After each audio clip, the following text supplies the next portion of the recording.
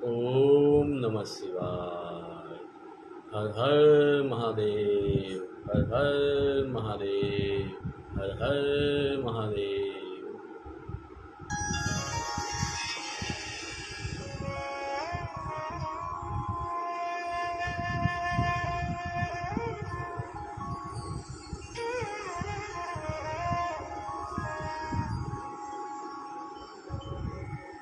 वक्रतुण्ड महाकाय सूर्यकोटि समप्रभा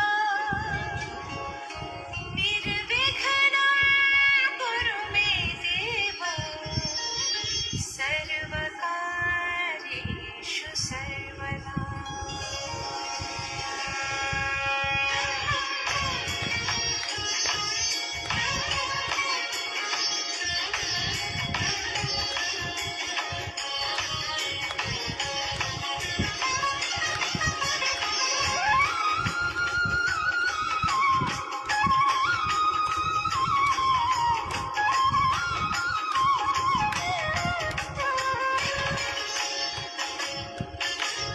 वक्रतुण्ड महाकाय सूर्यकोटि समप्रभा निर्विघ्नं कुरु मे देव सर्वकार्येषु सर्वदा। वक्रतुण्ड महाकाय सूर्यकोटि समप्रभा निर्विघ्नं कुरु मे देव सर्वकार्येषु सर्वदा।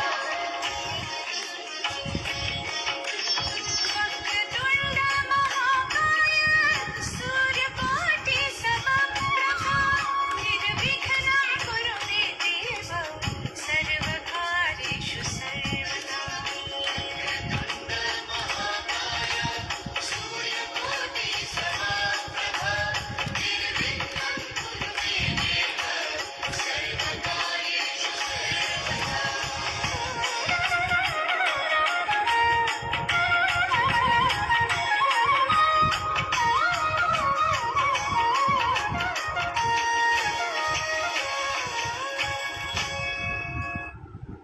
हम इसे कहते हैं क्लाइमिंग। ओम नमः शिवाय। हर हर महादेव। શ્રાવણ માસમાં શિવમય બનીએ, ભક્તિના એકાઉન્ટમાં ક્રેડિટ કરીએ। શ્રાવણ માસમાં શિવમય બનીએ, ભક્તિના એકાઉન્ટમાં ક્રેડિટ કરીએ।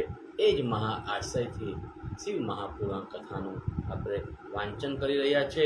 આજે ગઈકાલ સુધી આપણે તારકાસુર વધ અને ત્રિપુરા વધ સુધીની વાતો સાંભળી અને ગઈકાલે આપણે શિવજી અને મા પાર્વતીના લગ્નમાં પણ સામેલ થયા અને આજે આપણે આ જ કથાને શિવ મહાપુરાણમાં જ્ઞાન સંહિતાને અધ્યાય 25 આગળ લઈ જઈએ છીએ। તો આપ મિત્રો સૌ શાંતિથી મારી સાથે જોડાઓ અને જ્યાં બેઠા હોય ત્યાંથી એકવાર હર હર મહાદેવનો નાદ કરો। હર હર મહાદેવ, હર હર મહાદેવ। હે સોનાદિક બ્રાહ્મણો, બ્રહ્માએ પોતાના ધામમાં જઈ ચોતરફથી ઋષિઓને બોલાવી હાસ્ય કરી ભગવાન એવા બ્રહ્મ સંભવે બ્રહ્માએ દેવતાઓને કહ્યું કે તમે નિરંતર સુખ ઈચ્છતા હો અને તમારે જો સિદ્ધિની કામના હોય તો મારી સાથે ક્ષીણ સમુદ્રમાં તીર પર આવો। હે શ્રેષ્ઠ ઋષિઓ, તમે પણ આવો। મેં સાર વિચાર કર્યો છે। એવા બ્રહ્માના વચન સાંભળી બ્રહ્મા સહિત એ સર્વ જ્યાં સર્વના હિતકારક ભગવાન વિષ્ણુ હતા ત્યાં ગયા। જ્યાં જઈ દેવતાઓ દેવના દેવ જગતના નાથ જગન્નાથ ભગવાનની અનેક સ્ત્રોતો વડે સ્તુતિ કરવા લાગ્યા। હે દેવના દેવ અને હે જગન્નાથ, હે ભક્તોને અભય દેનાર, હે લક્ષ્મીકાંત, હે પિતાંબર ધર, હે અવયવ, હે પુરુષોત્તમ, તમે શંખ ચક્ર ગદા અને પદ્મથી યુક્ત છો। હે મુકુટાધિક ભૂષણયુક્ત, હે પુનીરકાક્ષ, હે શ્રેષ્ઠ, હે વત્સલ લક્ષ, હે શ્રીમંત કૌષ્ટુભૂષમ, હે કોટિ લાવણ્ય, કોટિ સૂર્ય સુશોભન, હે શરણમ, હે સર્વજંત ભુક્તિ અને મુક્તિરૂપ કરનાર દેનાર, આપ તો જેનાથી દૂર દાસીને પેટે નૃત્ય કરે છે તે અષ્ટસિદ્ધિઓ જેની દાસી છે। આના અલંકારોથી વિભૂષિત નાના અલંકારોથી વિભૂષિત એવા તમે પોતાના ભક્તોથી સદા સેવ્ય છો। જો જે તમારી કૃપાથી મુમુક્ષો અત્યંત દુર્લભ એવી મુક્તિને પ્રાપ્ત થાય છે, જેના દુઃખો સાથે નાશથી કોઈ કોઈ પણ પાપ નહીં, તેને દુઃખના હરતા તમે છો. હે હરે, સદા કૃપા કરો. એમ કહી દેવતાઓને મોટેથી જય જય શબ્દનો ઉચ્ચાર કરીને કહ્યું, હે દેવેશ પુરુષોત્તમ, હે જગતના નાથ, હે કરુણા કર, અમારી ઉપર તમે પસંદ થાવ. એ રીતે દેવતાઓની સ્તુતિથી પસંદ એવા ભક્તાવશ્યતા દેખાવડા ભગવાન જગદીશ્વરે પોતાનું રૂપ દેખાડ્યું. એ વખતે દેવતાઓએ જય જય જય જય શબ્દનો દેવતાઓએ વિષ્ણુને જોઈ તેમને કહ્યું કે તમે આવ્યા છો, હાલ તમારે શું કાર્ય છે? એવા વિષ્ણુના વચન સાંભળી દેવતાઓએ કહ્યું, હે દેવેશ, તમારી કૃપાથી હવે સર્વ દુઃખ નષ્ટ થયું. તો પણ સર્વદેવના હિત માટે તમે હું ઈચ્છું છું કે દુઃખ તારવા માટે નિરંતર કોની સેવા કરવી? સર્વ દેવતાઓને સહિત મારે પણ શું કરવું એ વિશે ઉપદેશ કરો. એવા બ્રહ્માના વચનો સાંભળી ભગવાન વિષ્ણુ તેઓને કહેવા લાગ્યા કે હે બ્રહ્મણ, હું કહું છું તે સાંભળો.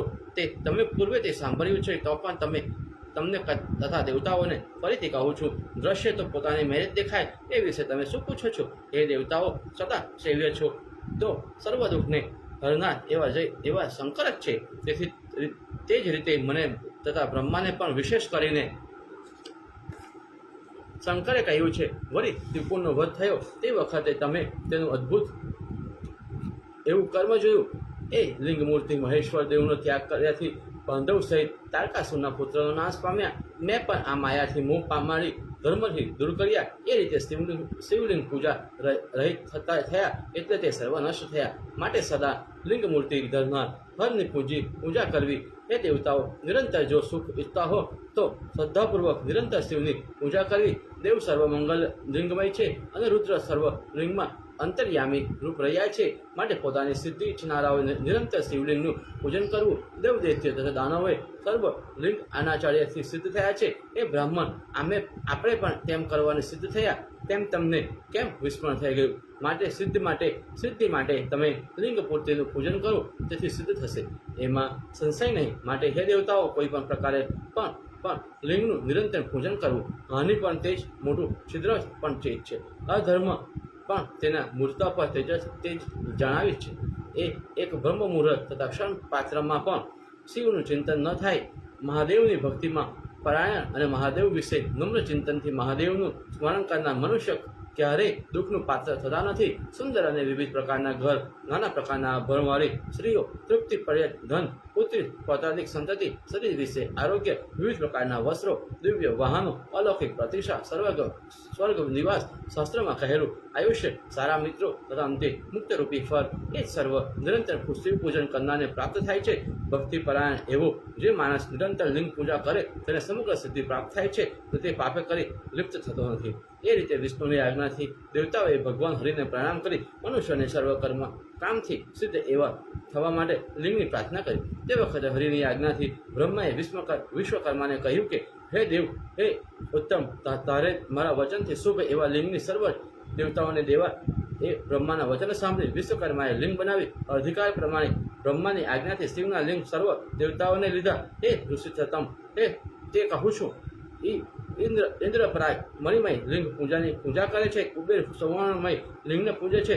ધર્મરાજ પિત્તરનીય લિંગની પૂજા કરે છે. વિષ્ણુ મરકમરિયમ લિંગની, બ્રહ્મા હેમ્મે લિંગની અને વિશ્વદેવા અને વસુઓ રોક્યમમ લિંગને પૂજે છે. વાયુ પિત્તરના લિંગની પૂજા કરે છે. અશ્વિની કુમાર પાર્થિવને લિંગને પૂજા કરે છે. દેવી લક્ષ્મી સ્ફટિકમય લિંગની પૂજા કરે છે. દ્વાદશ સૂર્યો તામ્રમય મમય લિંગને પૂજે છે. સોમરાજ મોક્તિમય લિંગને પૂજે છે. સૂર્ય હીરકમય લિંગને અને બ્રાહ્મણ સ્ત્રીઓ મુન્યમય લિંગને પૂજે છે. મય દાનવ ચંદનથી કરેલા શિવલિંગને પૂજે છે. અનાથ આદિદેવ 9 પ્રકારના 9 નાગ પવાલમય શિવલિંગને પૂજે છે. દૈત્યો તથા આ મહાબલવાન રાક્ષસો ગોમય લિંગને પૂજે છે. પિશાચો લોહમય લિંગની પૂજા કરે છે. સદા પૂજ્ય એવા પાર્વતીની દેવી નવનીતથી નિર્માણ કરેલા લિંગની પૂજા કરે છે. નૈત્યદેવ કાષ્ટ લિંગને પૂજે છે. યોગી લોકો ભક્તિ વડે ભસ્મય લિંગને પૂજે છે. સૂર્યની સ્ત્રી પિષ્ટમય લિંગને પૂજે છે. બ્રહ્માની રત્નના લિંગને પૂજે છે. યક્ષો દૈત્યમય લિંગને નિરંતર પૂજે છે.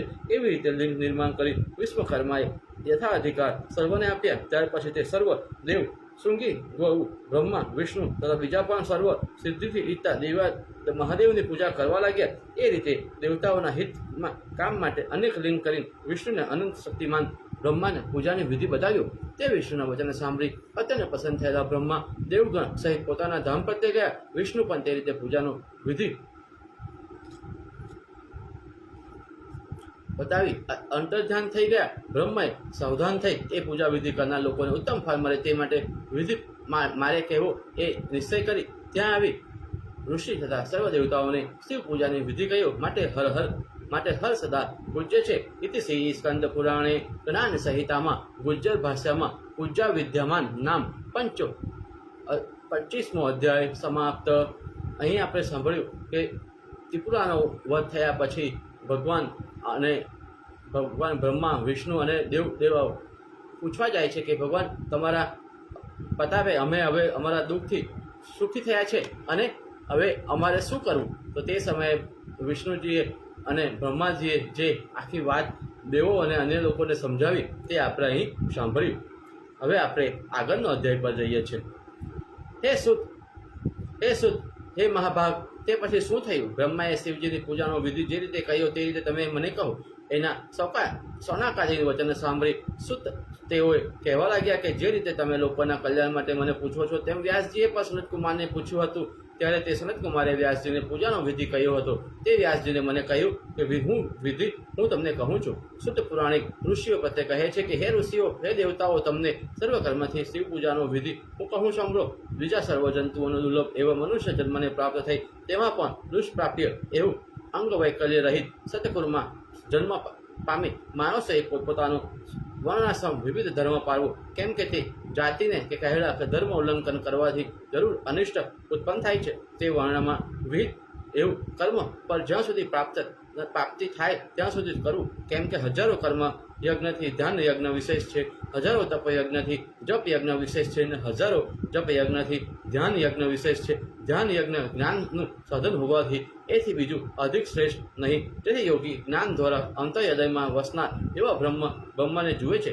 જ્યારે માટી તથા કાંચનના સામાન જોનાર યોગી ધ્યાન દ્વારા પોતાના ઉપાશ્રયને જુએ છે ત્યારે શિવ પણ તેને પ્રત્યક્ષ થાય છે. અને બ્રહ્મ સાક્ષાત્કાર કરવાવાળા વિજ્ઞાનીઓ ચિત્ત આદિ વિશેષ કરી શુદ્ધ હોય છે. તેથી તેમને કંઈ કર્મની અપેક્ષા રહેતી નથી. કેમ કે બ્રહ્મ વિદ્યા જાણનાર સર્વ વિદ્યાર્થી શુદ્ધ અંતઃકરણવાળા છે. તેથી તેમને વિચાર કરતા કર્મ તથા વ્યવહારિક સુખ દુઃખ ધર્મ અને અધર્મ જપ હોમ તથા ધ્યાન એ કંઈ જ નહીં. જેમ કે તે જ્ઞાનનો વિધિ છે. યોગીઓના હૃદયમાં પરમાનંદ કરનાર વિશુદ્ધ પુષ્ટ નિર્મય તથા વ્યાપક એવું શિવરૂપ લિંગ રહ્યું છે. હે મુનિઓ, હે દ્વિજો લિંગ બાહ્ય તથા આભ્યંતરના ભેદથી બે પ્રકારનું છે. તેમાં બાહ્ય લિંગ સ્થૂળ છે અને તેથી તે પણ અત્યંત શ્રેષ્ઠ એવું અભ્યંતર સૂક્ષ્મ છે. કર્મયજ્ઞમાં તત્પર માનવો સ્થૂળ લિંગના પૂજનમાં પ્રીતિમાન રહે છે. માટે સૂક્ષ્મ લિંગને જાણનારાઓને તેમાં ભાવના માટે સ્થૂળ મૂર્તિ લિંગ કહ્યું છે. જે અજ્ઞાનીને સૂક્ષ્મ લિંગ પ્રત્યક્ષ ન થાય તે પુરુષને ભક્તિ માટે સ્થિર યુગમાં સૂક્ષ્મની કલ્પના કરી કહી છે. જ્ઞાનીઓને નિર્મળ અવિનાશી એવું સૂક્ષ્મ લિંગ પ્રત્યક્ષ થાય છે તથા અન્ય થતું નથી. માટે અજ્ઞાનીઓ માટે મૃત્યુકાળ સ્થિત કલ્પનું લિંગ કહ્યું છે. વેદાંત જાણનાર કહે છે કે વિચારો કરતા બીજું કંઈ જ નહીં. કેમ કે તેમના ચિત્તમાં નિર્મય એવું સૂક્ષ્મ લિંગ રહ્યું છે. તેથી તેઓ સર્વ જગતને શિવમય જુએ છે. એવી રીતે જ્ઞાનની મુક્ત વીર પુરુષોને વિધિ નિષેધ સંબંધ દોષાદિનો ગંધ પણ નથી. તેમજ કોઈ પણ પ્રકારના વિવિધ કંઈ નથી. જેમ જળમાં રહેલું કમળ જળથી લિપ્ત થતું નથી તેમ જ્ઞાનની પુરુષ ઘરમાં રહે છે તો પણ કર્મોથી બંધાતો નથી. એવી રીતનું જ્ઞાન જ્યાં સુધી માણસને ઉત્પન્ન થતું ન હોય ત્યાં સુધી તેને શિવનું આરાધન કરવું. એ સુરભત જેમ કે સૂર્ય એક તો પણ જળાધિક ઉપાધિ ભેદોનું તેનું તે જળસાયાધિક અનેક રૂપે ભાષે છે. તેમજ એક ચૈતન્ય ઉપાધિ ભેદથી અનેક પ્રકારનું ભાષે છે. વાસ્તવ વિચાર કરતા તો જે કંઈ દેખાય છે તે સંભળાય છે તે સર્વ શિવાત્મક જ છે. તે માટે વેદાર્થ તત્વને જાણનાર પુરુષો આ લોકોમાં મનુષ્યને જે ભેદ જોવામાં આવે છે તે પ્રતિભાસ છે એમ કહે છે. અને સંસારીઓના હૃદયમાં તે સાક્ષાત પરમેશ્વર સગુણ રહે છે. માટે વિજ્ઞાન યુગને પ્રતિમાડિક ખાસ ઉપયોગ પણ નથી, પણ વિજ્ઞાનથી હીન મનુષ્ય માટે પ્રતિમાની કલ્પના કરી છે. એ સ્થૂળ લિંગ પુરુષને મોટું પદ પામવાનું સાધન છે. કેમ કે આલંબન વિના મોટું પદ પાડવું પામવું અતિ દુષ્કર છે. માટે મનુષ્યોને નિર્ગુણ પ્રાપ્તિ માટે પ્રતિમાનું અવલંબન કરવું, કેમ કે સદગુણથી નિર્ગુણની પ્રાપ્તિ થાય છે. આમ શાસ્ત્રનો નિશ્ચય છે એ રીતે સર્વદેવની પ્રતિમા જ્ઞાન દેનારી અને અમારા દેવ છે એવી જાણી તે માટે પૂજન છે એવી રીતે અનુસંધાન કરી પૂજન કરવું, કેમ કે ગંધ ચંદ પુષ્પાદિક પ્રતિમા માટે છે. જ્યાં સુધી વિજ્ઞાનનો સંભવ થાય ત્યાં સુધી ગંધાદિક વડે પ્રતિમાની પૂજા કરવી, તે પૂજન પણ જ્ઞાનપૂર્વક કરવું, કેમ કે તે વિના નરકમાં જવું પડે છે. માટે બ્રાહ્મણો પોતાની જાતિને યોગ્ય કર્મ પ્રયત્નથી કરવું, જે જ્યાં પોતાને ભક્તિ હોય તેવું પૂજાનાદિક પદ મેળવું, કેમ કે પૂજાદિક વિના પાતક દૂર થાય નહીં, અને જ્યાં સુધી શરીરમાં પાતક હોય ત્યાં સુધી સિદ્ધ થાય નહીં. શરીરની પાતક ગયા પછી તે સર્વફળ થાય છે. જેમ મલિન વસ્ત્રમાં કોઈ જાતનો રંગ સારો બેસતો નહીં, પણ સારાદિક વડે તે વસ્ત્ર શુદ્ધ કરીએ એટલે સર્વ જાતના રંગમાં લાગે છે, તેમજ દેવતાઓની પૂજાથી નિર્મળ થયેલા દેહમાં જ્ઞાનરૂપી રંગ બેસે તેથી વિજ્ઞાન થાય છે. વિજ્ઞાનનું મુખ્ય રૂપ જ્ઞાન છે. જ્ઞાનનું મૂળ નિશ્ચય ભક્તિ છે, અને ભક્તિનું મૂળ દેવીના દિન પૂજ્ય શુભ કર્મ છે. તે કર્મનું મૂળ સદગુણ છે. તેનું મૂળ સત્પુરુષની સંગીની છે. જેમ કે સત્પુરુષની સંગીનીથી ગુરુ પ્રાપ્ત થાય છે, તેથી શિવજીનું પૂજન થાય, પૂજનથી ભક્તિ થાય, ભક્તિથી જ્ઞાન થાય, અને જ્ઞાનથી વિજ્ઞાનની સંપત્તિ થાય.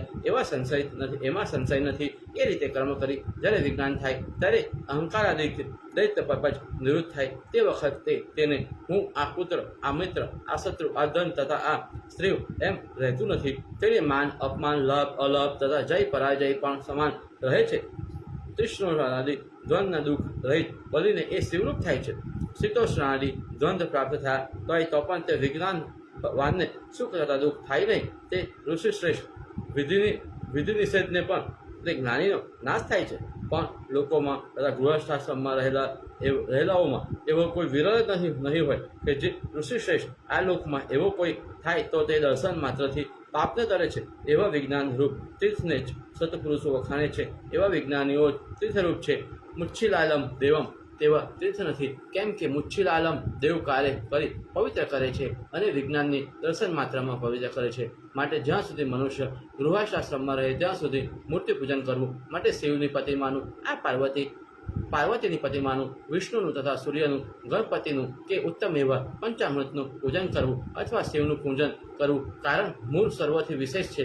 જેમાં મૂળમાં પાણી સિંચન કરવાથી શાખાઓ તૃપ્ત થાય છે, પણ શાખાઓ તૃપ્ત થવાથી ક્યારેય મૂળ તૃપ્ત થાય નહીં. તે જ મૂળ શિવનું પૂજન કરવાથી શાખારૂપ સર્વદેવનું પૂજન થાય છે. માટે સર્વ ભૂતના હિતમાં તત્પર લોકોનું કલ્યાણ કરનારા એવા ત્ર્યંબક દેવનું સર્વ કામનાના ફળની પ્રાપ્તિ માટે પૂજન કરવું.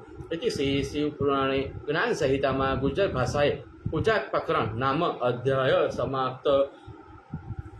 મૂળમાં પાણી નાખવાથી સર્વ પાન અને ડાળીઓ પસંદ થાય છે અને આગળ વધે છે, એમનો વિકાસ થાય છે. તેવી જ રીતે શ્રી ભગવાન ભોળાનાથની પૂજા કરવાથી અન્ય દેવી દેવતાઓની પણ પૂજા થઈ જાય છે, એવું આપણને અહીં સમજાવવામાં આવ્યું.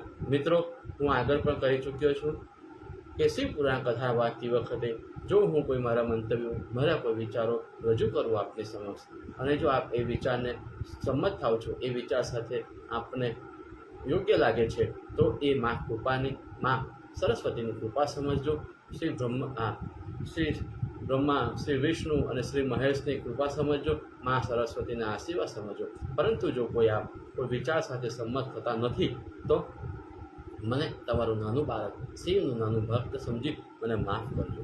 જય શ્રી કૃષ્ણ. આપણે હવે આગળ અધ્યાય 27 જોઈએ.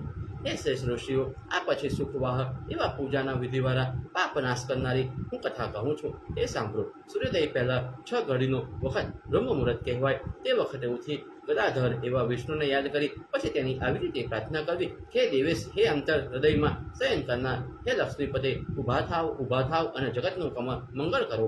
એવી રીતે વચન કહી ગુરુચરણનું સ્મરણ કરી મૂળ મૂત્રાધિક વિધિ કરી પગ ધોઈ વિધિવત હસ્ત પ્રક્ષાલન કરી દંત ધાવન કરવું. સૂર્યોદયનો ઉદય ન હોય તે અગાઉ દંત ધાવન કરી અંજલિ વડે 16 વાર મુખ ધોઈ અવકાશ પ્રમાણે નાદિક અથવા પોતાના ઘરમાં લાવેલા જળથી સારી રીતે સ્નાન કરવું. પણ દેશ તથા કાળને વિરુદ્ધ ન થાય તે રીતે પુરુષે સ્નાન કરવું.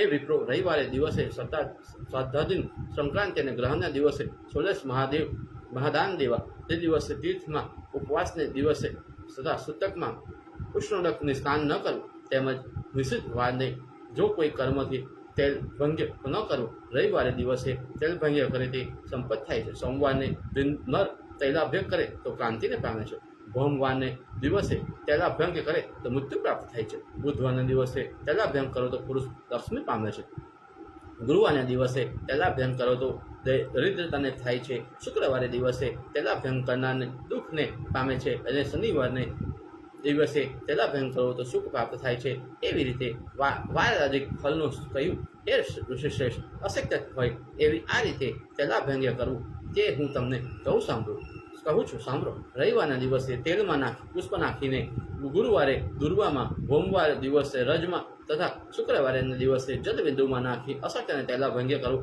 તેમજ અભંગ્ય કરવા તલ સુવાસિત હોય તો પણ દોષ નથી. તેમાં પણ સહજ ગ્રહણ, ઉપવાસ અને પ્રતિપાદનના દિવસે કોઈએ પણ અભંગ્ય કરવું નહીં તથા સરસવના તૈલભંગ કરવું તે પણ ગ્રહણના દિવસે કરવું નહીં અને પછી દેશકાળને અનુસરી યથાવિધિ સ્નાન કરવું. એ મુનિશ્રેષ્ઠ કેવી રીતે કરવું તે હું કહું છું. ઉત્તરાભિમુખ અને પૂર્વાભિમુખ ઊભા રહી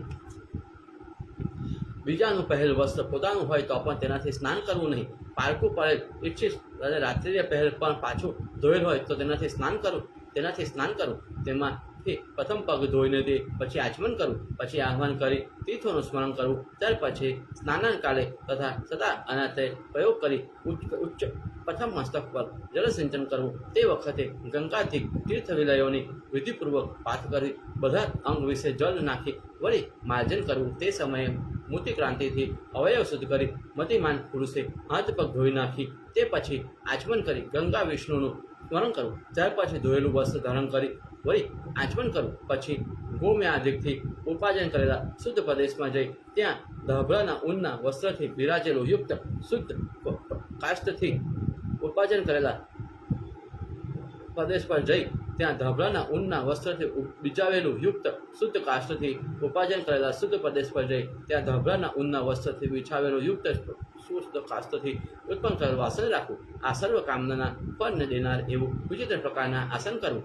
એ રીતે યોગ્યતા પ્રમાણે મૂર્ખચર્યાદિ રૂપ આસન કરવું. આ આસન ઉપર બેસી મતિમાન પુરુષે તિલક કરવું. 5 પ્રકારનું તિલક કહ્યું છે તેમાંથી એક પ્રકારનું કરવું. તેમાં 5 પ્રકાર હું કહું છું. ત્રિપુટ, પુષ્પકુંડ, અર્ધચંદ્ર, વર્ષપત્ર સરખું, એક 4 પ્રકાર અને 5મો પ્રકાર કહું છું. પરિજાતના પુષ્પ સરખા આકારવાળું. એ રીતે 5 પ્રકારનું તિલક ગોપીચંદ્રાદિક વડે લલાટ પર કરવું. તેમાં ત્રિપુટ અને ઉદ્ધવકુંડ શિવ ભક્તને વિશેષ કહ્યું છે. તે રીતે બ્રાહ્મણ, ક્ષત્રિય અને વૈશ્યને અર્ધચંદ્ર છોડી દઈ 4માંથી રુચિ પ્રમાણે તિલક કરવું અને શુદ્રોએ અર્ધચંદ્ર કરવું અથવા ઉદ્ધવપિંડ કરવું અને વિષ્ણુ ભક્તોએ વિશેષ કરીને ઉદ્ધવપિંડ જ કરવું અથવા કરવા વંશપાત્રા કરવું. એવી રીતે સિદ્ધને અપાર કેવું તિલક?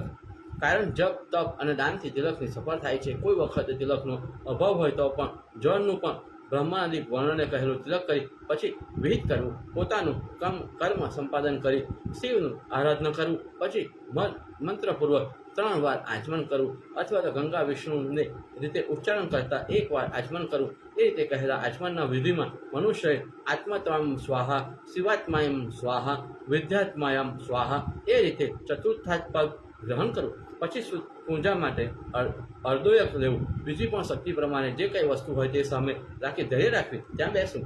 દક્ષિણ ભાગમાં ઉપચાર કરવા માટે જલ, ગંધ અને અક્ષયયુક્ત અર્ધપાત્ર સ્થાયી ગુરુનું સ્મરણ તથા વિશેષ કરીને તે નમન કરી ધ્યાન પૂર્વક તે આજ્ઞા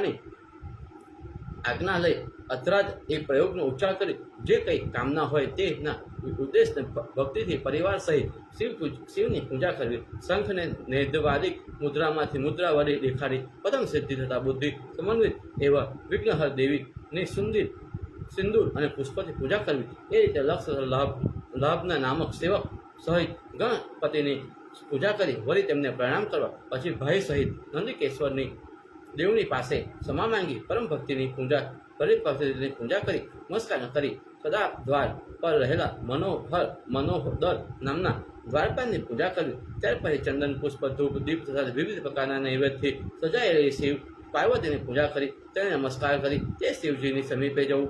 જો પોતાના ઘર વિશે ચર એવી પાર્થિવની સુવર્ણની રૂપાની પારાની અને બીજીની કોઈ ધાતુની ઉત્પન્ન થયેલી મૂર્તિઓ હોય તેનું પૂજન કરવાથી સર્વ દેવતાઓનું પૂજન થાય છે. જો સ્થાપિત લિંગ હોય તો વિધિપૂર્વક તેનું વિધાન કરવું, જે સ્થાપન કરવું તે જ કંઈ ઘરમાં કરવું તે એવો કોઈ નિયમ નથી. માટે જ્યાં સ્થાપન કર્યું હોય ત્યાં પ્રસ્થાપિત પ્રતિમાની બુદ્ધ શુદ્ધિ કરી જીવ પ્રાણ પ્રતિષ્ઠા કરવાને સ્થાપિત શિવાલયના ઇન્દ્રાદિ દિગ્પાલયની પૂજા કરવી.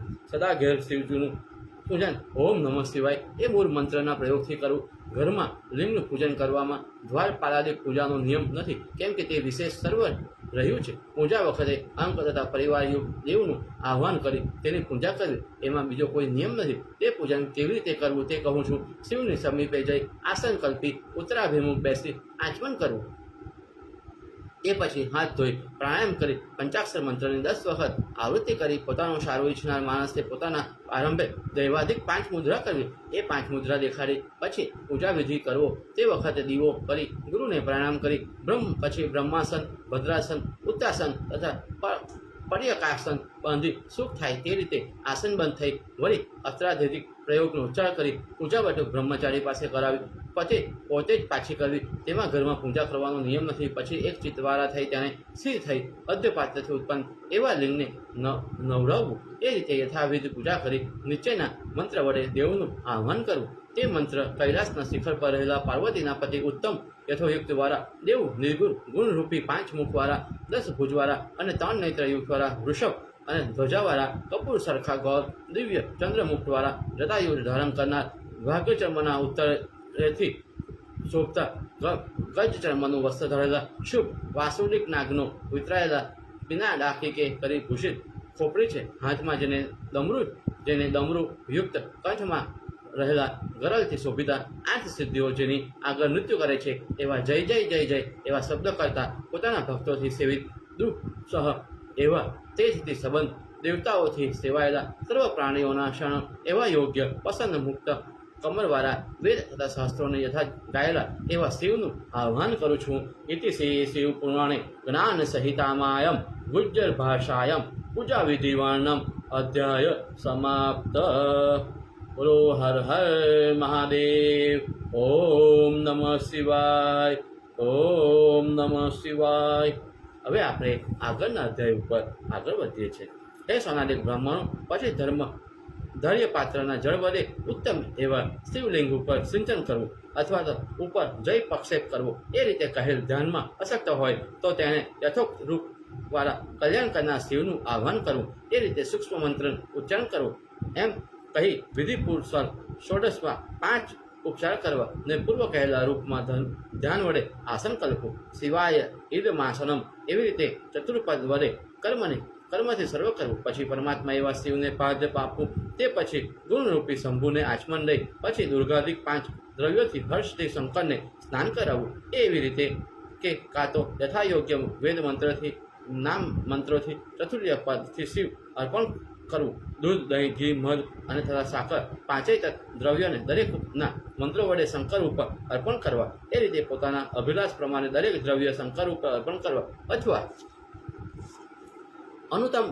અનુત્તમ એવા મંત્રનો ઉચ્ચાર કરી જલ અર્પણ કરવું. પછી શિવને વરુણ દેવતાના મંત્રથી વારુણ જલથી સ્નાન કરાવવું. ત્યાર પછી તે હાથ આધા બેસી શિવને ચંદન અર્પણ કરી ઋગ્નાદિ વેદ મંત્રથી શિક્ષાદિક છે અંગથી અથવા 11 નામનાથી શુદ્ધ જળથી શિવ ઉપર જળ ધારા સિંચન કરવી. અવકાશ પ્રમાણે જળ ધારા કરી સિંચન કરી તરફથી વસ્ત્રથી માર્જન કરવું. એવી રીતે તે પરંપરાના શિવને માર્જન થઈ. તે પછી પરમાત્મા એવા શિવને આચમનીય તથા વસ્ત્ર અર્પણ કરી પછી શુભંગ એવા શિવને ચંદન કરવું. ત્યાર પછી પરમાત્મા રૂપ શિવને શ્વેત તંદુલ અર્પણ કરવા તથા જે કામ્ય ફળને વિહિત હોય તેવું ધાન્ય અર્પણ કરવું. તિલ, યવ, ગોધુમ, માસા અડર તેને કામનાને અનુસારી નાના પ્રકારના મંત્રથી શિવની ઉપર અર્પણ કરવા. ત્યાર પછી દિવ્ય પંચવક્ત્ર તે મહાત્માને ભક્તિવક્ત્રને ધાન્ય પણ કરવા. પુષ્પ અર્પણ કરવા. ત્યાર પછી વળી અનેક મંત્રો વડે વિવિધ પ્રકારના પુષ્પ પોતાની અભિલાષા પ્રમાણે શંભુને અર્પણ કરવા. કમર, સદપત્ર, શંખપત્ર, કર્મવીર પુષ્પ, બિલ્લવી દળ આદિ લઈ પુષ્પ તથા દુર્વાના દળ, ધન્વંતર પુષ્પ અને તુલસી દળ વડે પરમ હર્ષથી દેવીની પૂજા કરવી. એ રીતે ગૃહમાં સ્થાપિત લિંગ તથા પાર્થિવની પૂજા કરવી. તેમાં વિવિધ પ્રકારના સુગંધી દ્રવ્ય તથા સુવાસિત એવું ઉત્તમ તેલ અર્પણ કરવું, તે પછી ગુગલમય અરૂપ વડે ધૂપ કરવું, તે પછી પરમાત્મા એવા શિવને દીપ કરવો, ત્યાર પછી નીચલા મંત્રને કરી અર્ધ દેવોને હે ભગવાન, હે શિવ, હે અર્ધ ગ્રહણ કરીને મને રૂપ આપો, જય આપો તથા ભક્તિ અને મુક્તિનું રૂપ ફળ આપો. તે પછી શિવને વિવિધ પ્રકારનું નૈવેદ્ય દેવું. તે પછી અર્ચત પાચત એ મંત્રથી પરમાત્મા શિવને પાર્વતી સહિત નિરાંજન વિધિ કરી વળી સંકલ્પ કરી પતિમાન એવા ભક્તને તાંબુલ નિવેદન કરી શિવરૂપ એવા શિવની પ્રદક્ષિણા કરવી. ત્યાર પછી કલ્યાણ કરનાર એવા શંકરને નમસ્કાર કરવા. તે પછી કહ્યા પ્રમાણે ધ્યાન કરી મંત્રનો ઉચ્ચાર કરવો. જ્ઞાન તથા સંખ્યા અનુસાર મંત્રવિધિ કરી તેમજ ગુરુએ ઉપદેશ કરેલા માર્ગથી અનુત્તમ એવો જપ કરી અનેક પ્રકારના સ્ત્રોતથી વૃક્ષ ધ્વજ મહાદેવની સ્તુતિ કરવી. તે પછી જે કરવું તે ઋષિઓનામાં શ્રેષ્ઠ તમે સાંભળો. આ મંત્ર વડે પુષ્પાંજલિ દેવી.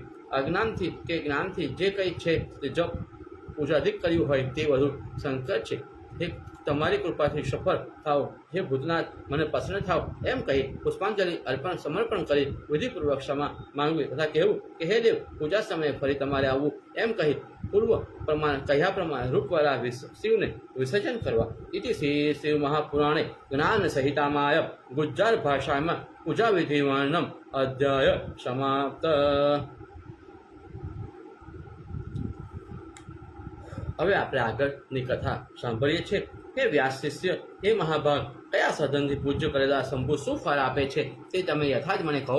સુત કહે, ઋષિ શ્રેષ્ઠી, તમે પૂછેલું સર્વ સનાતન વૃત્તાંત હું કહું છું, તમે સાંભળો. કમલ, બિલીપત્ર, સતપત્ર અને શંખ પુષ્પ વડે લક્ષ્મીની કામનાવાળા પુરુષ દેવી એવા શિવની પૂજા કરવી. 1 લક્ષ પુષ્પ વડે શિવની પૂજા કરવાથી લક્ષ્મી મળે છે એવા સંશય નથી. 20 કમળનો એક પ્રશ્ય તેમજ 1000 બિલીપત્રનો એક પ્રશ્ય થાય એવી રીતે પ્રાચીન પુરુષોએ કહ્યું છે. 1000 શતપત્રથી અર્ધ પ્રશ્ય થાય. 16 પરોનો એક પ્રશ્ન તે ને 10 ટાંકનો એક પણ કહ્યો છે. આમ કહ્યા પ્રમાણે પૂરી પુષ્પાધિક તોલ કરવો ને મુનીશ્વરો રાજ્યની જેને કામના હોય તેને કોટી સંખ્યાના પાર્થિવલિંગની પૂજા કરી શંકરદેવને સંતુષ્ટ કરવા. તેમાં પ્રત્યેક પાર્થિવ પ્રતિમાને અખંડિત દલવાળા પુષ્પો અર્પણ કરવા. તેમજ દરેક પાર્થિવના પ્રતિમા ઉપર ચંદન તથા જળાધિકાર કરવી ને લિંગ પ્રત્યે મત્ર પુરસર અનુપમ એવું બિલી દવ કરવું અથવા સદપત્ર કમળ વા શંખ પુષ્પ સમજવું. એ રીતે પુરાતન પુરુષોએ વિશેષ કરીને કહ્યું છે કે પછી ધૂપ દીપ નૈવેદ્ય અર્ધ આરતી પ્રદક્ષિણા નમસ્કાર ક્ષમા પાપન અને વિસર્જન ક્રમે કરવું. એ રીતે સાંગોપાંગ પૂજન કરી પછી ભોજન કરાવવું. એવી રીતે વિધિ પૂજા કરનારને લોકનું કલ્યાણ કરનાર શંકર તથા સર્વથા રાજ્ય આપે છે, એમાં સંશય નથી. આત્મા પ્રાણાયામની કામનાવાળા પુરુષે 5 કરોડ પાર્થિવલિંગોની શિવ પૂજા કરવી. પછી શિવનું અર્ચન કરવું. વિદ્યાની કામનાવાળાએ તેના અર્ધથી 12,500થી શિવની પૂજા કરવી. શત્રુનું સંકટ દૂર થયું હોય તો તે વખતે 10,000થી શિવનું પૂજન કરવું. શત્રુને ઉચ્ચતાન કરવાથી જેને ઈચ્છા હોય તેને તેટલા 10,000થી પાર્થિવલિંગની પૂજા કરવી. મારણ કરવું હોય તો તેને 4 લક્ષનું પૂજન કરવું અને મોહન કરવાની કામનાવાળાએ 2 લક્ષથી હરનું પૂજન કરવું. માંડલિક રાજાઓનો વિજય કરવો હોય તો તેને કોટી પૂજા કરવી. રાજ્યાઓએ વૈશ્ય કરવા હોય તો 10,000થી પૂજા કરવી. અયશ વૃદ્ધિ માટે પણ 10,000થી શિવની પૂજા કરવી. વાહનની પ્રાપ્તિ ઈચ્છા પુરુષે 1000થી શિવનું પૂજન કરવું. મુક્તિની કામનાવાળાએ 5 કરોડથી શિવનું પૂજન કરવું. જ્ઞાનની કામનાવાળાઓએ 1 કરોડથી શિવની પૂજા કરવી. શિવના દર્શનથી કામનાવાળાઓએ તેથી 50 લક્ષથી અર્ધા પાર્થિવલિંગની પૂજા કરી શિવને સંતુષ્ટ કરવા. તેમજ તે કામનાના ફળ માટે મૃત્યુંજય જપનો જાપ કરવો.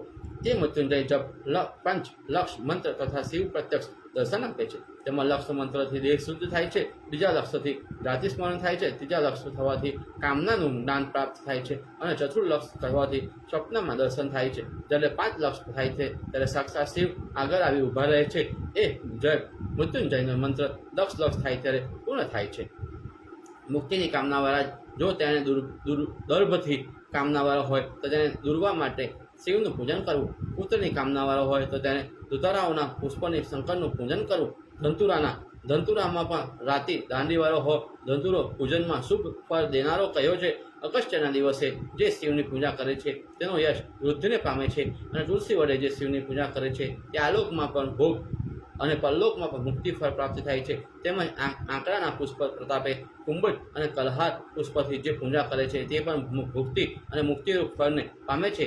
જપા પુષ્પે કરેલી પૂજાનો શત્રુઓને મૃત્યુ દેનારી કહી છે. કરેલાના ફૂલથી કરેલી પૂજાનો રોગ ઉચ્ચાટન કરે છે. બધું પુષ્પથી કરેલી પૂજા ભૂષણ આપે છે. જાયના પુષ્પથી કરેલી પૂજા વાહન આપે છે. એશિયાળાના ફૂલથી પૂજા કરવાથી વિષ્ણુ વલ્લભતાને પ્રાપ્ત થાય છે. શમીપત્રથી પૂજા કરવાથી પુરુષ મુક્તિને પામે છે. માલિંતાના પુષ્પથી પૂજન કરેલા સાધ્વી દેવી એવી સ્ત્રી પામે છે. યુથિકાના પુષ્પથી શિવની પૂજા કરવાથી ગૃહ પરિણામ પરિપૂર્ણ થાય છે. કાણિકાના પુષ્પથી શિવનું પૂજન કરવાથી મનુષ્યને વસ્ત્રની સંપત્તિ થાય છે. નિર્ગુલીના પુષ્પથી પૂજન કરેલા શિવ મનને નિર્મળ કરે છે. ચંપક અને કેટકી વિના શિવને પ્રિય હોય એવું કોઈ પુષ્પ છે જ નહીં. માટે ચંપક અને કેટકી વિના બીજા સર્વ પુષ્પ શિવને અર્પણ કરવા. વળી હું કહું છું તેમ તમે સાંભળો. જ્યારે શિવ ઉપર કોઈ પણ જાતના લક્ષ્ય પુષ્પો અર્પણ કરો ત્યારે વિપુલ એવું ફળ થાય. એવા પણ સુરક્ષ ગોખરું વૃક્ષના પુષ્પ મુક્તિ આપે એમાં સંશય નથી. રાજીકાના પુષ્પ શત્રુઓને મૃત્યુ આપે છે. હે ઋષિઓ, હવે ધાન્યનું ફળ કહું છું તે સાંભળો. મહાદેવ ઉપર તંદુરના સમર્પણથી મનુષ્યને લક્ષ્મીની વૃદ્ધિ થાય છે ને છ પ્રયાસ તેના ઉપર તંદુલ અર્પણ કરવા. આ સ્થાનકે લક્ષ દુર્લભ તંદુલ 2 પર થાય એ રીતે પ્રાચીન પ્રમાણમાં પુરુષોએ કહ્યું છે. એ રીતે રુદ્ર વિધાનથી પૂજા કરી શિવજી ઉપર સુંદર વસ્ત્ર ઓઢાડી વળી તેના ઉપર ઉત્તમ તંદુલ અર્પણ કરે. તેની ઉપર એક બિલીનું ફળ મૂકી તેની ઉપર ગંધ પુષ્પાદિક કરી ધૂપાદિક પૂજા કરવું. તે પૂજા પછી બે પાજાત્પત્ય કરી બ્રાહ્મણ ભોજન કરાવવું. તેથી યથાર્થ પૂજા ફળ પ્રાપ્ત થાય છે. મંત્રપૂર્વક કરેલી લક્ષ્ય પૂજા પણ સાંગા પાંગોમાં થાય છે. સતને કથાને અષ્ટોત્તર મંત્ર જપો એ રીતે વિધિ કહ્યું છે. હવે તિલની પૂજા કહું તે સાંભળો છો. લક્ષ તલથી પૂજા કરવાથી મોટા પાપ હોય તે પણ નાશ પામે છે. આ ઠેકાને 11 તલથી લક્ષનું પ્રમાણ કહ્યું છે.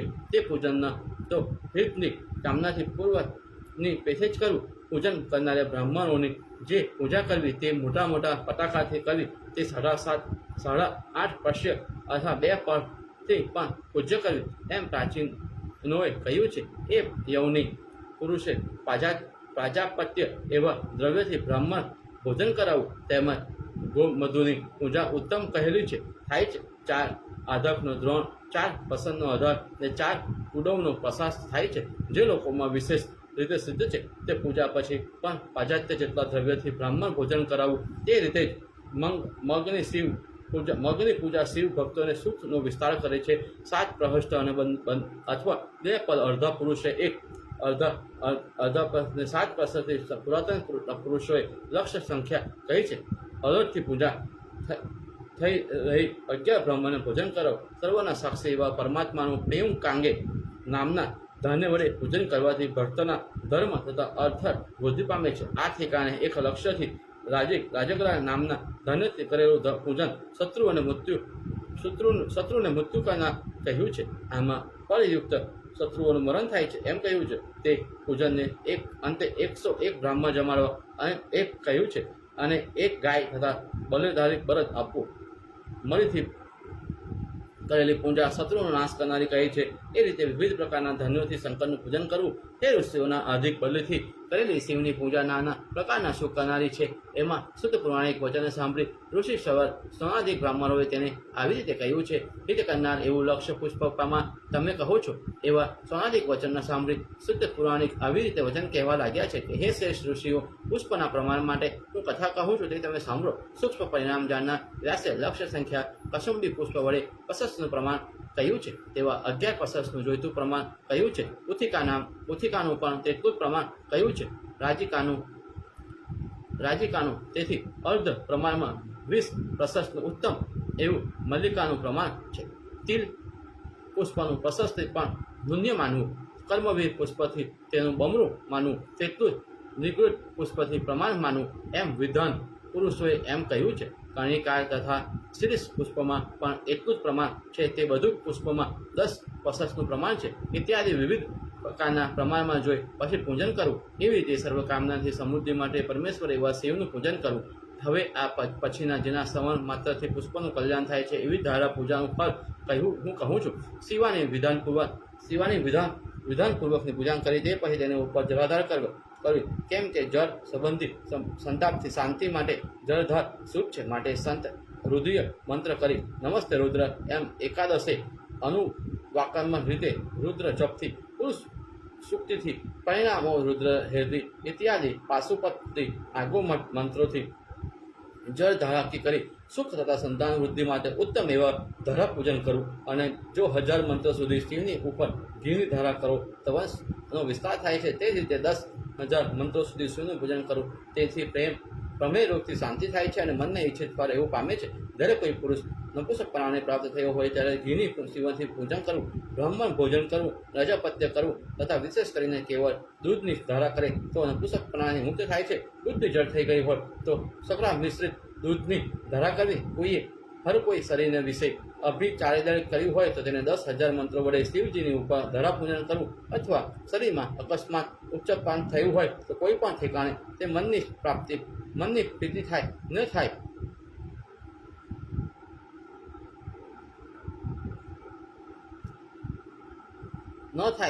પ્રીતિ નહીં હોય તો વૃદ્ધિ જેને ઈચ્છા હોય તેને તેલની ધારા કરવી. સુવાસિત તેલની શિવ ધારા ઉપર કરે તો ભોગથી વૃદ્ધિ થાય. સરસવના તેલથી શિવની ઉપર ધારા કરો તો શત્રુનો નાશ થાય. મધની ધારાથી શિવજીનું પૂજન કરો તો મહાશય રોગ થયો હોય તો પણ તત્કાળ નાશ પામે. શેરડીના રસથી ધારા કરે તો સર્વ દોષને શાસન પામે, નાશ પામે છે. ગંગા જળની ધારા કરો તો મોક્ષરૂપી ફળને પ્રાપ્ત થાય છે.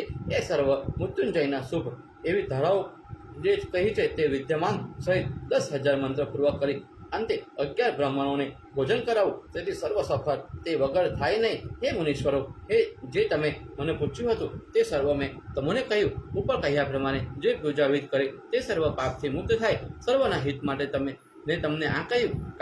કાર્તિક સ્વામી તથા પાર્વતી સહિત મહાદેવની જે મનુષ્ય નિરંતર પૂજા કરે છે તેને ફળ પ્રાપ્ત થાય છે. તે ક્રમે હું કહું છું. આ લોકમાં તમે અનેક પ્રકારના ભોગ અને સુખ એવું ઉત્તાધિક સુખ પામી મરણ સમયની તેની ગતિ હું કહું છું. આ લોકમાં અનેક પ્રકારના ભોગ તથા સુખ એવું ઉત્તાધિક સુખ પામું મરણ સમયની તેની ગતિ હું કહું છું. અંતે કરોડો સૂર્યોની જેવી કાંતિવાળા સર્વકામનાવાળા પરિપૂર્ણ કરનાર રુદ્રગણની કન્યાઓ વડે શકીન જ્ઞાન અને બ્રહ્મ સહિતના વિમાન વડે સુખી થઈ આ મહાપ્રલયની નિત્યને તે ક્રીડા કરે છે.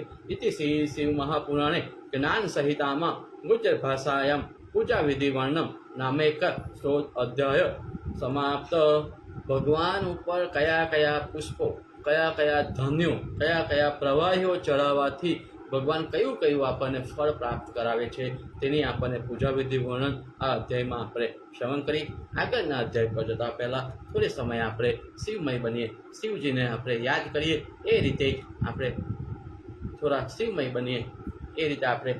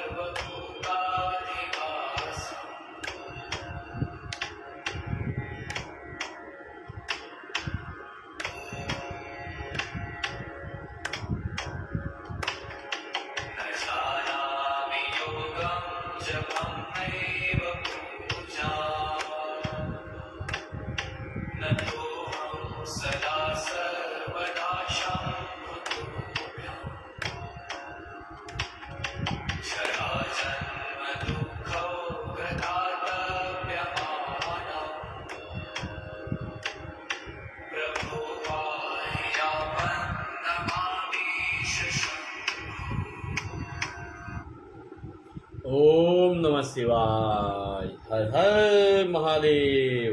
હવે આપણે આગળના અધ્યાય તરફ પ્રસ્થાન કરીએ.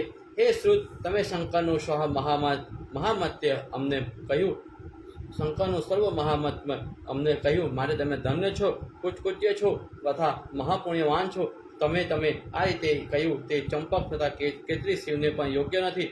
તેનું કારણ શું તે તમે અમને કહો. સુત કહે, હે ઋષિઓ, ચંપક તથા કેતરી શિવને યોગ્ય નથી. તેનું કારણ હું કહું છું તે સાંભળો. કોઈ વખતે લક્ષ્મણ અને સીતા સહિત રામચંદ્રજી પિતાજીના આજ્ઞાથી વનમાં જઈ ફલ્ગુ નદીના તીર પર રહ્યા હતા. ત્યાં એક વાર સહદકાર આવ્યો અને તેને યાદ કરી આજ આપણે શું કરવું એવો મનમાં વિચાર કરી સાધે પોતાના ધાન્ય ફલાદિક લાવવાની ઈચ્છાએ લક્ષ્મણને ગામમાં મોકલ્યા. ત્યારે લક્ષ્મણ રામની આજ્ઞાથી કઈ દ્રવ્યાદિક લઈ લજ્જાયુક્ત ગામમાં આવ્યા. ત્યારે સહદકાર વિધિ જશે એમ જાણી રામ પણ ગયા. તે વખતે ત્યાં એકલી રહેતી સીતાએ મનમાં વિચાર કર્યો કે મધ્યાહનનો સમય થઈ ગયા પછી પ્રસાદ કેમ થશે, હજી દેવળ કેમ પધાર્યા નહીં, તેમજ ત્યાં ગયેલા પારનાથ પણ કેમ પધાર્યા નહીં. સહદકાર જવા આવ્યો, માટે હવે તો આસુરાદિક સગ્ન અથવા અનર્થકારી શબ્દ એવો વિચાર કરી વિધિપૂર્વક સ્નાન કરી નદીના પદ પર રહેલા કોઈ ઈગોળના ફળનો દીપ કરી પોતે મનમાં સાથે કહ્યું કે લક્ષ્મણ તથા રાઘવ તો આવ્યા નહીં, માટે મારા પિતૃઓને હું તૃપ્ત પોતે પિંડ આપું છું એમ વિચાર કરી ત્યાંથી કોઈ વસ્તુ ગ્રહણ કરી તેના પિંડ પિતૃઓને આપ્યા. તે જ વખતે પિતૃઓના હાથ નીકળ્યા અને તેમણે કહ્યું, હે જનક પુત્રી, તમે આપેલી પિંડની અમે તૃપ્ત થયા, માટે તું ધન્ય છો. એવા વચન સાંભળી અનેક પ્રકારના અલંકારથી ભૂષિત એવા હસ્ત જોઈ સુંદરી એવી સીતાના વચન સાંભળી તેના સસરાએ કહ્યું, કે શ્રુવતે, હું દશરથ નામે તારો સસરો છું. તારા પિંડથી તમે તૃપ્ત થયા છે, મારે તારું શ્રાદ્ધ સફળ થયું. એવા સસુરના વચન સાંભળી જાનકીએ તેમને કહ્યું કે તમારું હસ્તદર્શાનિક જે મને થયું છે તેમાં સ્વામી રામને પાસે ન હોવાથી માનશે નહીં. તે સાંભળી અનલે તે વિશે કેટલાક સાક્ષી એટલે માટે વાત કરી એટલામાં સ્વામીના માનવામાં આવશે એવા સસરાની વાણી સાંભળી જનક નંદની સીતાએ ફલ્ગુ નદીને અને ગાયને અગ્નિને તથા કેટકીને કહ્યું કે મારા વચન સારી રીતે સાંભળી તમે મારા માટે સાક્ષી થયા. એવા સીતાના વચન સાંભળી સર્વ સાક્ષી થયા. તે પછીથી ફલ્ગુ નદી આદિ લઈ સર્વ અંતર્ધ્યાન થઈ ગયા. તેટલામાં રામે ત્યાં આવી સીતાને કહ્યું, હે સાધ્વી, તમારા સસરાનો આ સત્કાર પ્રાપ્ત થયો છે, માટે પવિત્રતાથી રસોઈ કરો. રસોઈ માટે તો તૈયાર થા. એવા રામના વચન સાંભળી વિસ્મય પામેલી સીતા કંઈ બોલી નહીં. તે સમયે રસોઈ કરવામાં વિલંબ કરતી સીતાએ રામને કહ્યું, હે વૈદેહી, હે ભામિની, તું વિસ્મય કેમ દેખાય છે? ત્યારે તેને તે સર્વ વૃતાંત કહી સંભળાયું. તે સાંભળી રાઘવે લક્ષ્મણને કહ્યું, હે ભ્રાત, જાનકીએ જે કર્યું તે સારી રીતે સાંભળ્યું. તે આપણે વિધિ વડે પણ શ્રાદ્ધ કરીએ છીએ તો પણ પિતૃદેવો દેખાતા નથી, અને કાર્યાત્મા વ્યગ્ર ચિંતાવાળી જાનકીએ પિતૃઓને જોયા એમ તે બોલે છે, પણ તે મને સત્ય લાગતું નથી. એવા રામના વચન સાંભળી લજ્જિત થયેલી સીતાએ રામને કહ્યું, હે રઘુનંદન, એવા મેં ફલ્ગુ નદી આદિ લઈ આટલી સાક્ષી રાખેલા. એવા સીતાના વચન સાંભળી રામે કહ્યું, હે સુભ્રુ, ભલે સાક્ષીઓની જો કહે તો તમારા વચન હું સત્ય માનું. ત્યારે સીતાએ રામની સમક્ષ તે ચારે સાક્ષીઓને કહ્યું કે તમે કહો તે તમારા વચન હું સત્ય માનું, તો તમે જાણો છો તે સર્વ કહો. એવા સીતાના વચન સાંભળી મોહ પામેલા તે સર્વ બોલ્યા કે હે વાત તમે જાણતા નથી, અમે જાણતા નથી. એવા તેમના વચન સાંભળી રામ તથા લક્ષ્મણ બંને ભાઈઓ પરસ્પર હાસ્ય કરી કહેવા લાગ્યા કે સાધને દિવસે મારે જમ્યા વગર તેની વિધિ કરવી જોઈએ, માટે જલ્દી રસોઈ કર. એવા રામના વચન સાંભળી અરે આ તે શું થયું એમ કહી દુઃખ પામેલી સીતા રસોઈ કરવા લાગી અને રામને શ્રાદ્ધ કરવાનો આરંભ કર્યો. તે પિતૃઓનું આહ્વાન કર્યું. તેટલામાં સૂર્ય તરફથી આવી રીતે વાણી નીકળી, હે પુત્ર પુત્રીઓને ઉદ્દેશીને શું કરવા તું અંગ નરક કરે છે? હવે અમે સર્વ તૃપ્તિ પામ્યા છે. એવી વાણી સાંભળી રામે કહ્યું, એ વાણી હું નથી માનતો. ત્યારે વળી વાણીએ કહ્યું કે અનર્થ કરેલું શ્રાદ્ધ ફરીથી તમારે કરવું નહીં. એમ છતાં પણ એ પરમ વાક્ય રામે માન્ય ન કર્યું નહીં. તે વખતે સાક્ષી પામેલા સૂર્યએ કહ્યું, એ વાતનો હું સાક્ષી છું, માટે તું શું કરવા ફરીથી શ્રાદ્ધ કરે છે? તે સમયે રામ તથા લક્ષ્મણને તે સીતાનો તારો જય થાવ અને તું ચિરંજીવી રહે એમ કહ્યું કે આપણે ધન્ય છીએ કે કેમ કે સાધ્વી એવી આપણી કુલાંગના કુલને પાવન કરનારી પછી કરેલા પાકનું ભોજન કરી રામ લક્ષ્મણ પ્રત્યે કહ્યું કે આ ફલ્ગુ નદી આદિ લઈ સાક્ષી હતા તો પણ તેઓ દુષ્ટની પેઢે ના કબૂલ ગયા. એ શું કર્યું? એટલામાં દેવી એવી સીતાએ તેમને શ્રાપ આપ્યો કે તેમાં પ્રથમ ફલ્ગુ નદીને શ્રાપ આપ્યો કે હે નદી, તે જે સાંભળ્યું હતું અને જોયું હતું તે સાચું નિવેદન કર્યું નહીં, માટે આજથી તું પાતાળમાં વહન કરશે, એટલે કે ભૂમંડળમાં તારો પ્રવાહ ન રહે. એવા સીતાના શ્રાપથી હમણાં પણ ગયાની પાસે ફલ્ગુ નદીનો પ્રવાહ પૃથ્વીના નીચેના ભાગમાં દેખાય છે. પછી તે કેતકીને કહ્યું, હે કેતકી, તું પાસે હતી છતાં તે સત્ય કહ્યું નહીં, માટે તું સદાશિવને યોગ્ય થઈશ નહીં, તારા અસત્યનું ફળ તને મળશે. પછી તે ગાયને કહ્યું કે અનંત, તું પાસે હતી છતાં તે સત્યને કહ્યું નહીં, માટે તો પુષ્પમાં શુદ્ધ અને મુખથી અયોગ એવી સર્વદા તું થા. ત્યાર પછી જનાકમાન એવી સીતાએ અગ્નિને કહ્યું કે હે અગ્નિ, હે ઉત્તમ, તે પણ સત્ય ભક્ષણ કર્યું નહીં, માટે દેવતાઓનું મુખ હોવા છતાં પણ મારા વચનથી સર્વભક્ષિત થા. એવી રીતે શાપ પામેલા તે યથાયોગ્ય વર્ણને પ્રાપ્ત થયા. તે દિવસથી આરંભી ફાલ્ગુ નદી અધોવાહિની થઈ અને અગ્નિ સર્વ ભોગતા થયા.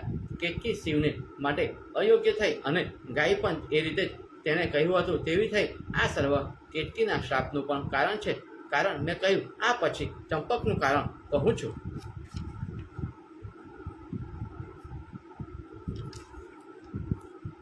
इति श्री शिव महापुराणे ज्ञान सहितामाय गुज्जर भाषाમાં અધ્યાય સમાપ્ત. મિત્રો, આજે આપણે શિવ મહાપુરાણ કથાને અહીં જ વિરામ આપીશું.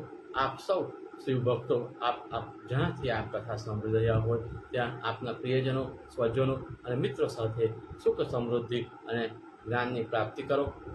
શ્રાવણ માસમાં શિવમય બનીએ, ભક્તિના એકાઉન્ટમાં ક્રેડિટ કરીએ.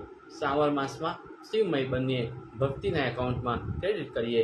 એ જ આશયથી આપણે આજે આપણે શિવ મહાપુરાણ કથાનું શ્રવણ કરી રહ્યા છીએ. આપ જોડાયા. આવતીકાલે ફરીથી આપ જોડાશો એટલા જ પ્રેમથી હું આપને ભાવભીનું આમંત્રણ આપું છું. ઓમ નમઃ શિવાય, ઓમ નમઃ શિવાય, ઓમ નમઃ શિવાય. હર હર મહાદેવ, હર હર મહાદેવ, હર હર મહાદેવ.